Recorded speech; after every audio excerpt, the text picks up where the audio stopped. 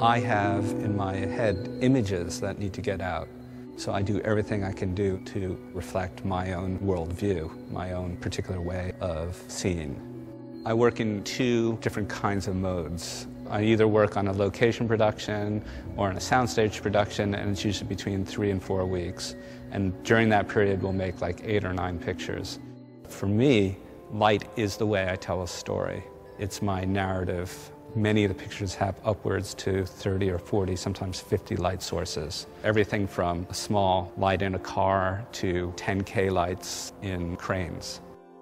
I shoot with an 8x10 camera because of the extraordinary amount of detail. It's one of the reasons the pictures have this absolute clarity and depth of field. The entire body of work is called Beneath the Roses, but they're all untitled because I want them to remain open-ended.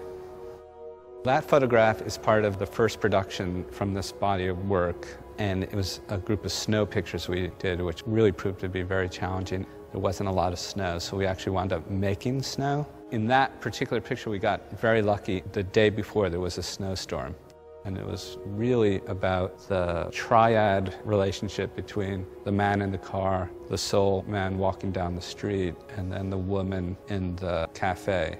And to make that more emblematic, I chose Brief Encounter to be the title of the film on the marquee. Well, that picture, the boy, I just found him in that neighborhood. We were making another photograph and he started hanging around the set, and I just found him to be really compelling. I was very nervous about putting him in a picture because he has never been in a photograph before, and I didn't want him to be overwhelmed by the whole experience. But once we put him underneath the bridge, I knew he was absolutely perfect. The scale of the picture is very important. In a book, there are certain things for all the photographs you can never see. So the scale of these pictures, smaller details come out. One of them in that picture is the group of young kids hanging out away from him, which I think increases the sense of solitude.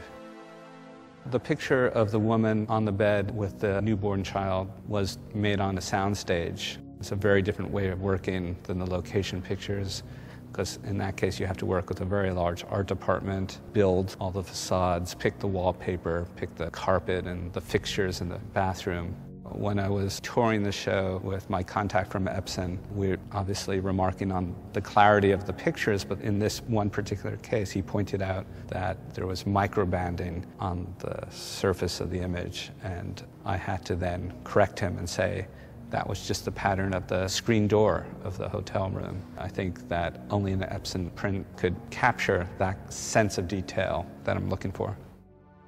Well, I want to make a photograph of a burning house in a kind of desolate landscape. It wound up being this amazing, sort of beautiful spectacle, but in the end, that picture, like all the other photographs, at the core, it's a very quiet and very still picture.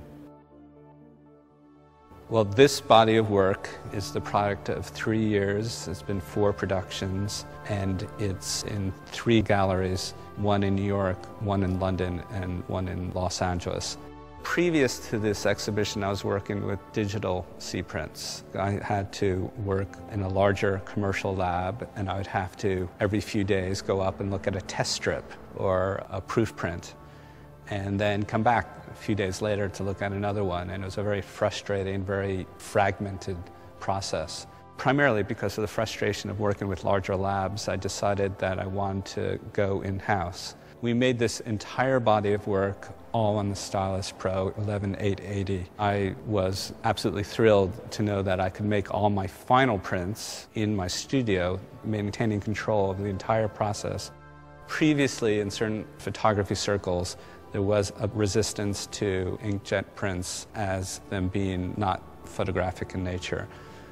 For me, these pictures really resist any of that criticism. Each print is 59 inches by 90 inches. I'm really struck when I see people looking at the photographs that they are viewing them as if they've never seen a print quite like this, because of the absolute sense of clarity and detail. For me, all of the advanced technology here, the EPSON printing process, allows me to make my pictures feel like my own, that they're part of my particular view of the world.